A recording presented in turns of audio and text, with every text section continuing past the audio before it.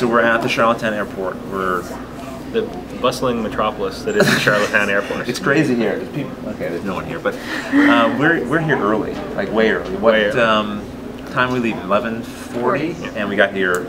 TikTok. So we planned that just so we could play like 4 hours of games prior to Gen Con. This is a little prototype of something we're taking to Gen Con. We haven't decided on a name. Pep and I have been developing this lately. He created it's Dice City, City of Dice, something. It's not just me and John on this trip. Also here with Pep. Pep was with me last year, and Lael. Hello. And we're going to try a little 4-player variant of this game and see if it works. If it works, we will sell this to anyone offering us any amount of money, right, Pep? That's right. Okay, good. $1 right now.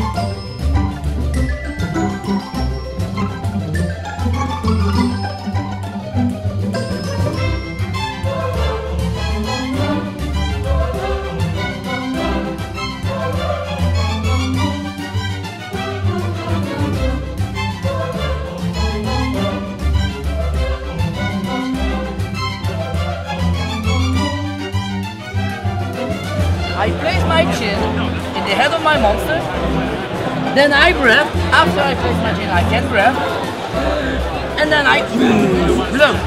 Alright? 1 victory point for every blow at the end of the game.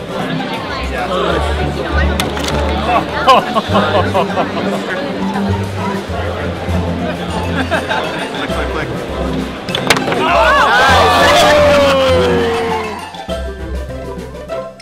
So I'm outside the exhibitor hall. I was inside. Gen Con has started, and it's exciting, as you can imagine. I was in there an hour early while it was still kind of calm. But people are now, after going in, some of them are having to leave again because the lines for some of the booths are so long, they're extending back out of the exhibition hall. I tried to get in the Privateer Press line, but it's one of those lines that, yeah, this is it, extending out right here.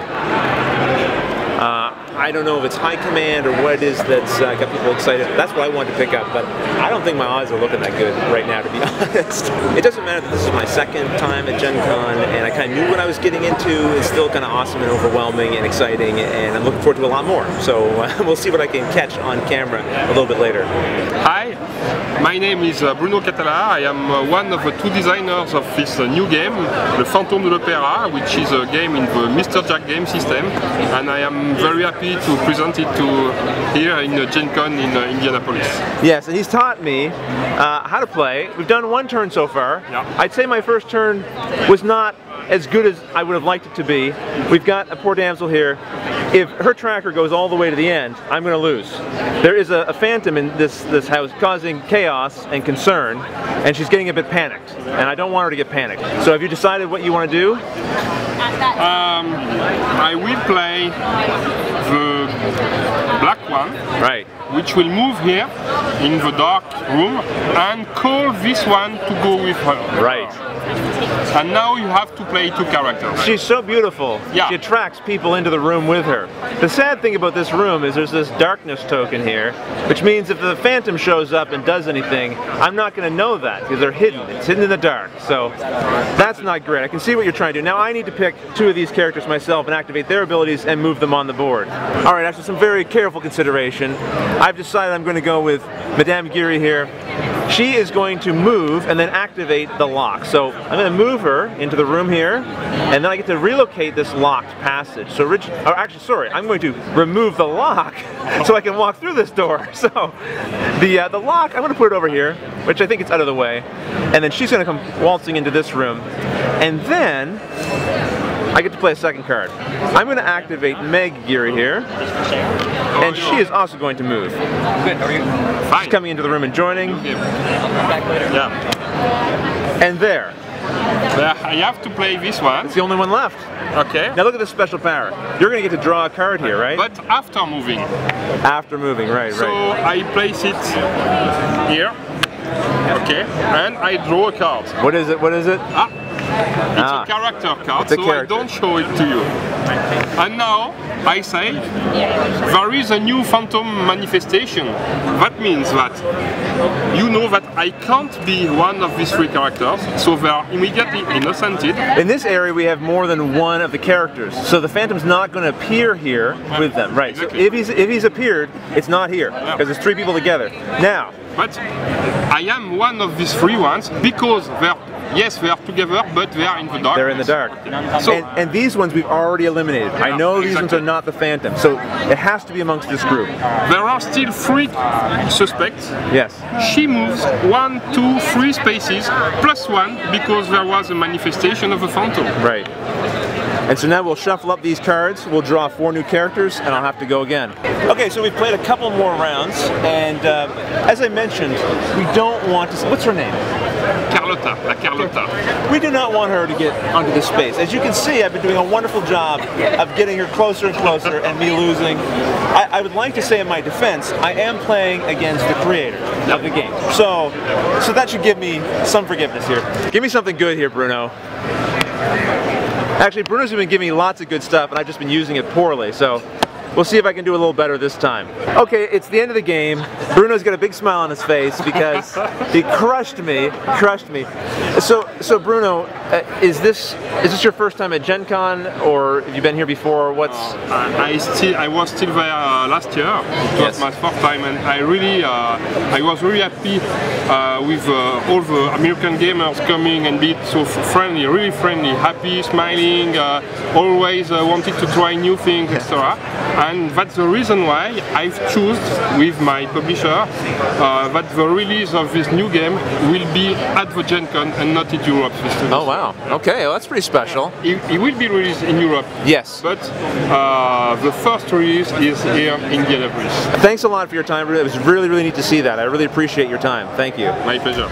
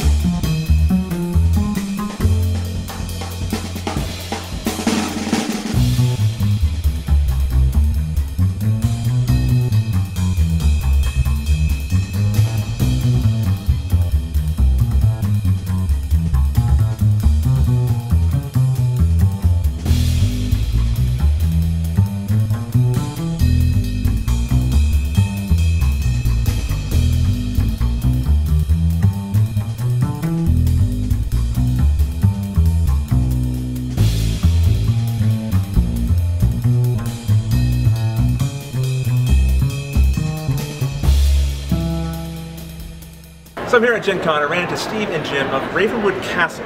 What's that? Besides sounding cool? Well, let's find out because they're here and I'm going to ask them about it. All right, Jim and Steve, tell us about the magic that is Ravenwood Castle. Well, Ravenwood Castle is a country inn located about an hour south of Columbus, Ohio, and we're actually a castle, honest to goodness castle. We have tried to become over the last year more of a gaming destination. Both Steve and I are longtime gamers, and the castle is set up in a way where we don't have a lot of internet access, we don't have a lot of cell phone access because we're in the middle of a bunch of national forests. No distractions. So by design and kind of necessity. Exactly, yeah. Exactly. Steve and I have always been board gamers and role-playing gamers, and we took the fact that there were no distractions and started playing a lot of games there ourselves, and we decided that it really makes for a good destination for gamers. Colby Dow from Plaid Hat was our headliner at the first RavenCon / Hoop and Stick, and he's coming back again this year. We're just trying to become a destination for gamers to come and sit down and play a game in a castle, enjoy a beer in our pub, and unplug and have a good time for a weekend. We have an ever-growing library of board games, as well as we run several RPG sessions, on demand and or just when we schedule them. And yeah. We run two kinds of getaway packages for gamers. One is a looking for group package where we actually provide a DM and all the materials, and you come and we match you up with other folks to play, you know, a role-playing game or a board game theme over the weekend. And we do what we call Ravenwood Raids, where if you have a group of your own, you come and you rent 4, 5, 6 rooms, and you get the castle library for the weekend to play your own game. And basically, you're there with exclusive use of it for the entire weekend. RavenwoodCastle.com is our website, and that's right. a place to check us out. Also, Facebook at Ravenwood Castle. Sounds great. I already want to book my trip. Sounds great. Get away, play some games. Awesome. Thanks, guys. Thanks for sharing.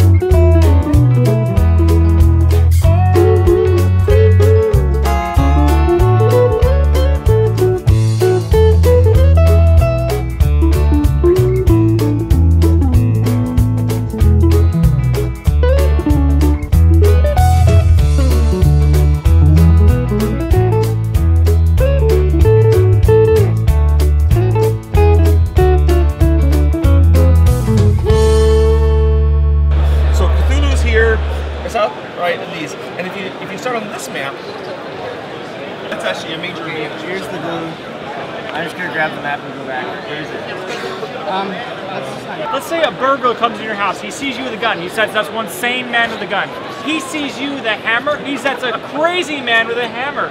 You don't even have to lock your doors anymore.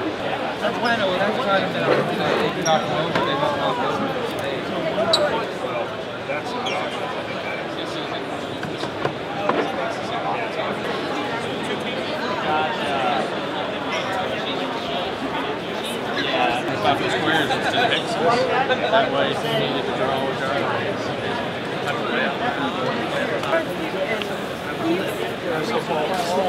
card. So this is Time and Space by Stronghold Games. It is a very different sort of game where there's not set turn order. What's going to happen is these magic sand timers are going to dictate what and when we can do during the course of this game. Go! And now we wait. But we fill these right away, right? Any spot that's free gets a cube. Okay.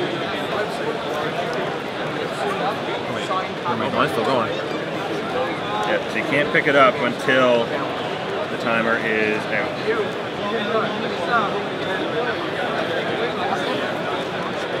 Boom.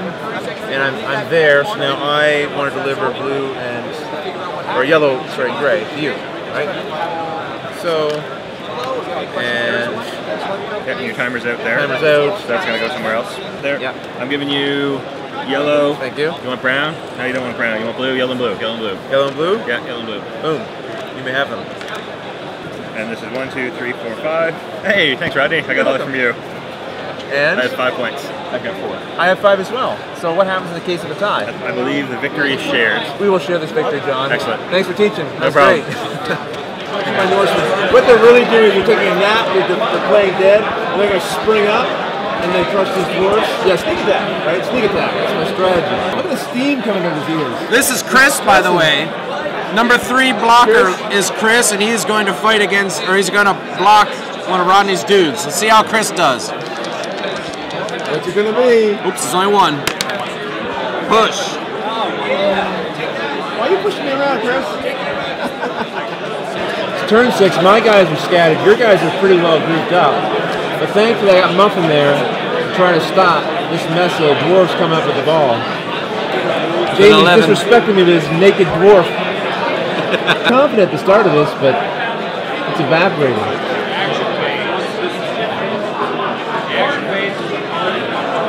Jamie got within inches of the end zone, but was not able to complete. I'm hoping I can keep these dwarves at bay. I don't know. They were tough in the first half. One poor decision gave away this game. Uh-oh.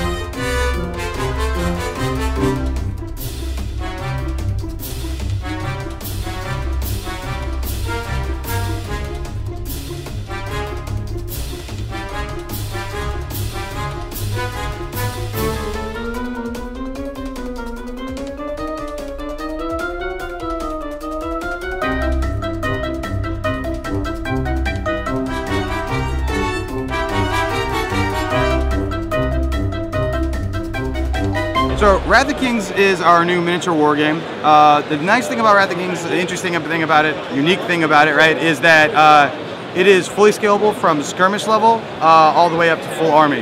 You have a leader unit like here. She's the leader of these guys. And what this does is she can actually activate all of them in one time, and therefore they move as a group. That group activation also gives them, as long as they're the same type of unit, it gives them a special ability.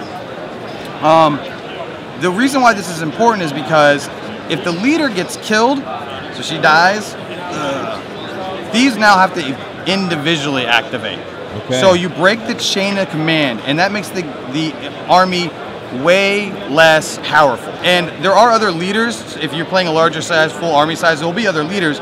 So you'll have the choice of, am I going to sit here and single activate and lose that group combination, or am I going to retreat so I can get back into another activation, right, a group activation. You can have full armies with multiple leaders, and as they activate, you can either move a solid facing front moving forward, or you can break into smaller squads. Okay. So you also have this unique one roll D10 system, and you can see it on these cards here, that you roll 1d10 when you attack, and this is what the D10 basically represents. So for here, for example, here we have a 4, and this 4 is basically a block, like an armor block. So that he's not going to take any damage from that. That keeps the game interesting. It's very quick, so you just roll once, you know the outcome, and then here you can see he gets struck on a 7, 8, or 9, and then a 10 is a critical. You have basically all the information you need on the card. The rule book basically has information about how the activations and stuff like that work. We try to keep the game quick. If you're playing 2 star sets, it's going to be about an hour. The full armies, of course, lengthen the time of the gameplay. And one of the things that's cool about this game is that our miniatures are going to be made of production plastic. And as you can see, they look great. We want this to be a game that people who are somewhat interested in miniature gaming or a miniature hobby can move into very easily.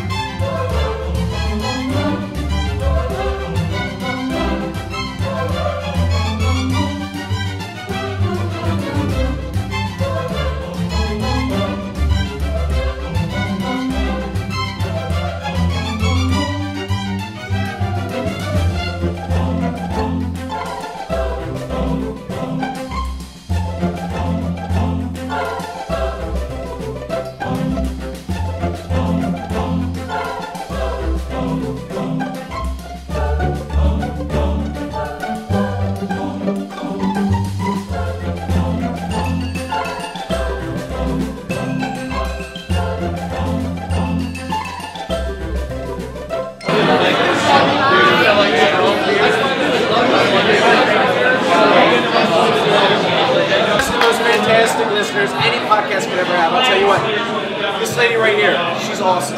Check out her Facebook for the picture she drew. Don't be embarrassed. We're good. Picture, the Cobra, all this stuff. Awesome. Guys, the only reason that we continue doing this show is because you guys are so freaking awesome. I want to thank this man right here, Stephen Bonico from Stronghold Games.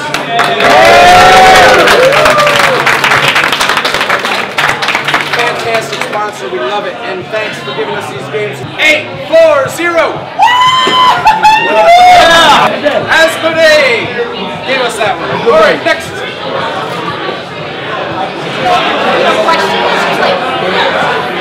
Little girl. Here's a veteran. Well, I'm here with the man, the myth, the legend, Stephen Bonacor, Stronghold Games. This is interesting because we are close to the end of Gen Con now. The last hour. And what's been going on here as it closes? How have you been feeling? Exhausted. Yes. You see the bags under my eyes? The voice is gone completely. How's it gone for you guys here at Stronghold? No, it's been going great. The reception to Space Cadets Dice Duel was just off the hook. We sold out basically in everything we brought in the first day. I always tell people I want to sell you games, but so come early. So on Thursday we were basically sold out completely. Space Cadets Dice Duel. That's our team versus team, real-time dice rolling starship combat game. It's not going to be out until October now, but we're going to have a bunch of copies on the website signed by Jeff and Sydney Engelstein, and we're going to be able to send them out. Pre-orders will start after that. Game will be out full retail in October.